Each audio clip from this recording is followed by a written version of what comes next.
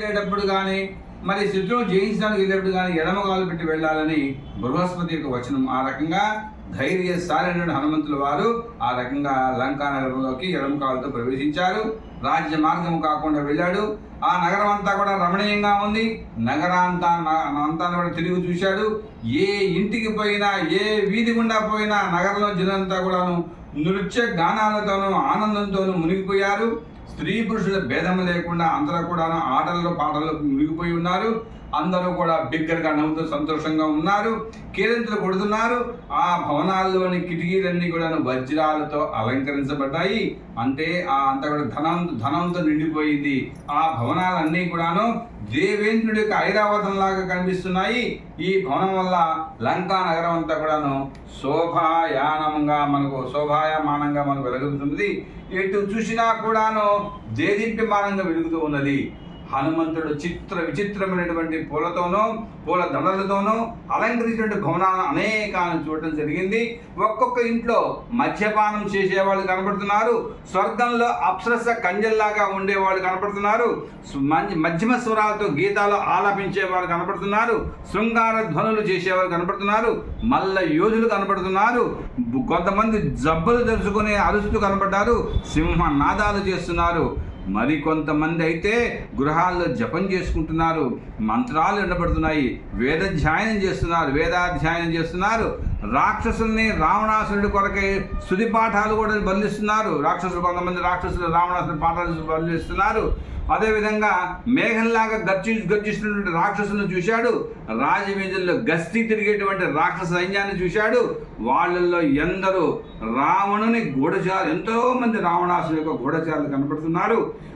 అంతా కూడా హనుమంతుల వారి లంకానగరంలో పరిస్థితిని చూశాడు. కొంతమంది యజ్ఞ దీక్ష వహించారు. కొందరు జటలు ధరిస్తే మరి కొంతమంది ముండనం గుండు చేయించుకుని ఉన్నారు. కొందరు వస్త్రాలు ధరిస్తే మరి కొంతమంది ఎద్దుల యొక్క చర్మాన్ని కట్టుకున్నారు.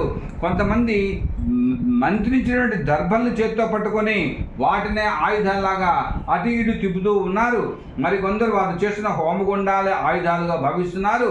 ఈ రకంగా వివిధ రకాలైనటువంటి రాక్షసులు వివిధ రకాలైన పనులు చేస్తూ ఉన్నారు. అంటే మనం మానవ జాతిలో ఏ రకంగా అయితే 4 కులాల వల్ల 4 అనేక పనులు చేసుకుంటున్నామో అక్కడ రాక్షస జాతి అంతా కూడా అదేటువంటి పనులు చేసుకుంటూ ఉన్నది. వాళ్ళలో వివిధ ఆకారాలు ఉన్న వాళ్ళు ఉన్నారు.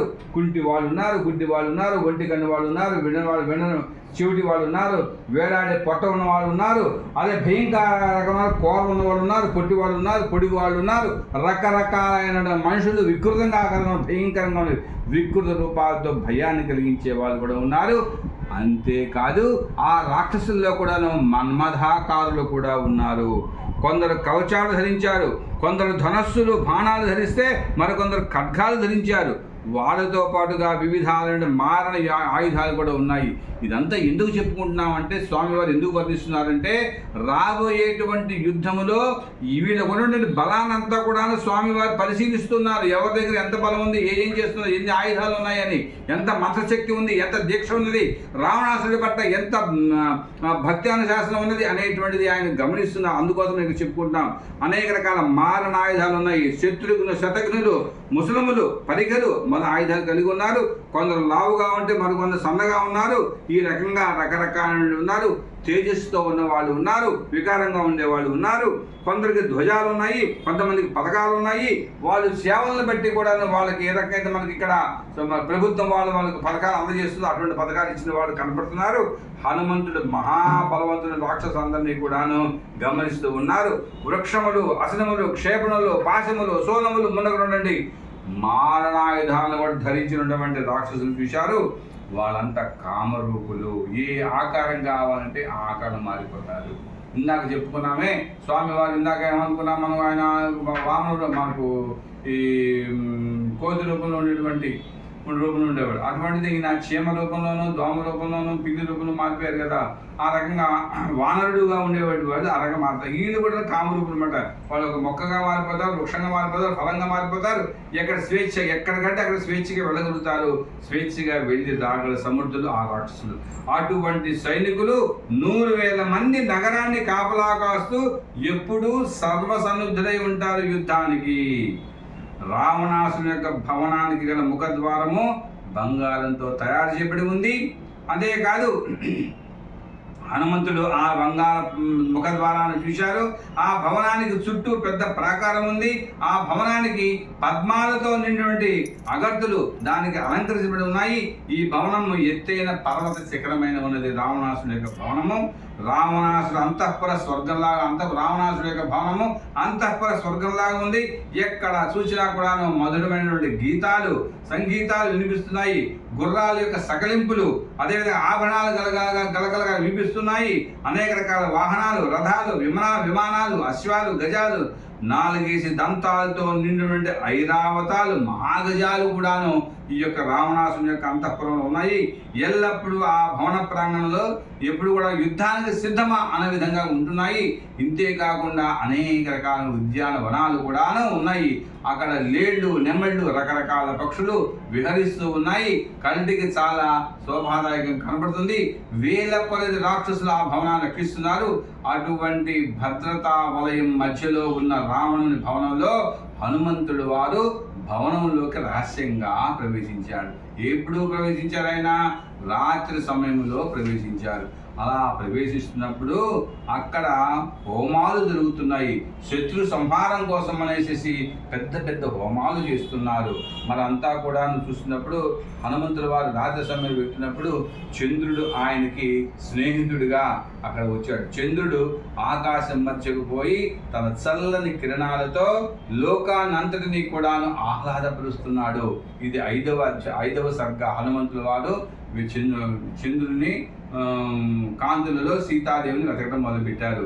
చంద్రుడిని గోశాలలో విహరించి ఆ హనుమంతుడు ఆ రకంగా కనబడి గోశాలలో విహరించేటువంటి ఆవు దూడలాగా స్వామివారు హనుమంతుడు వారు ఆ రకంగా కనబడుతున్నాడు. వెన్నెలలో చంద్రుడిని చూస్తున్న సముద్రుడు ఉప్పింగిపోయాడు.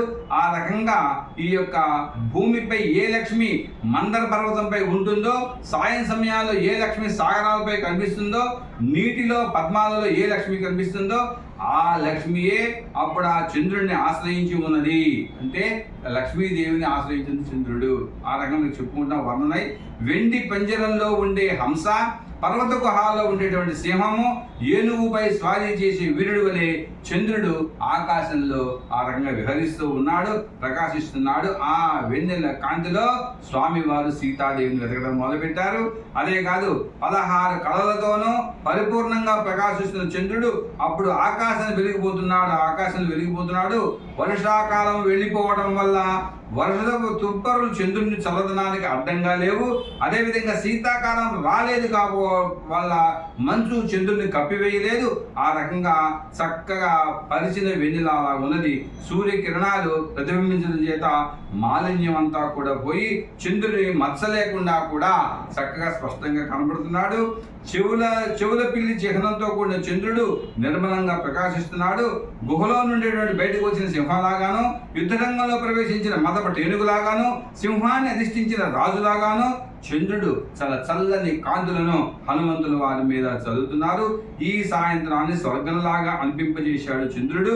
ఆ యొక్క చంద్ర కాంతిలో హనుమంతుల వారు సీతాదేవిని ఎదుగుతున్నారు. పతివ్రతలైన స్త్రీలు తమ భర్తల పక్కలో ఒదిగి కూర్చున్నారు రాత్రిపూట కాబట్టి. ఆ రకంగా ఇళ్ళన్నీ కూడా లక్ష్మీ కళతో కడకలాడుతున్నాయి. దోషారోపణ లేకుండా చేసుకుంటున్నారు. కొంతమంది మత్తు పదార్థాలు సేవించి ఉన్నారు. కొంతమంది అధిక ప్రసంగం చేసుకుంటున్నారు. కొంతమంది ప్రియురాలతో కలిసి ఉన్నారు. కొంతమంది ధనస్సు ఎక్కుపెట్టి తన శిక్షణ పొందుతున్నారు, తమ ప్రతాపాన్ని చూపిస్తున్నారు. కొంతమంది స్త్రీలు అలంకరించుకుంటూ ఉన్నారు తమ భర్తల కోసమని. లేపనాలు రాసుకుంటున్నారు, అగలు రాసుకుంటున్నారు, శరీరాన్ని పూసుకుంటున్నారు. కొంతమంది నిద్రపోతున్నారు, కొంతమంది ఆనందపరవశంగా ఉన్నారు. పిల్లలు రకరకాలైన ఆటలు ఆడుతూ ఉన్నారు బయటకు వచ్చి. కొందరైతే ప్రియుడి కోసం ఎదురు చూస్తూ ఉన్నారు. కొంతమంది ప్రియుడి మీద కోపాన్ని ప్రదర్శిస్తున్నారు. కొందరు విరగబడి నవ్వుతున్నారు. అంటే రకరకాలైనటువంటి మనుషులు, రాక్షసులు తమ యొక్క దినచర్య చేసుకుంటున్నారు. అంతేకాదు కొంతమంది సత్పురుషులు వీధుల్లో సంచరిస్తూ ఉన్నారు. వాళ్ళు కూడా ప్రవచనాలు చెప్పుకుంటూ ఉన్నారు, వేద మంత్రాలు చదువుతూ ఉన్నారు. కొంతమంది ఏనుగులు ఏ రకంగా భీంకరించి ఉంటుంటాయో అలాగే అరుచుకుంటూ వెళ్తున్నారు. దీర్ఘ శ్వాసలు తీసుకుంటూ వీరులు ఉన్నారు. బుసలు కొడుతున్నటువంటి సర్పాల్లాగా కొంతమంది రాక్షసులు వెళుతూ ఉన్నారు. హనుమంతుడు అందరినీ కూడాను బుద్ధిమంతులైన వాళ్ళని గమనించారు. క్రూరమైన వాళ్ళు లభించారు. మనం ఏ రకంగా చెప్పుకుంటామో సత్వ రజ తమ గుణాలు ఉన్న అందరినీ కూడా హనుమంతుల వారు అక్కడ గమనించడం జరిగింది. వాళ్ళ యొక్క పేర్లు కూడాను రూపాలు తగ్గట్టుగా ఉన్నాయి.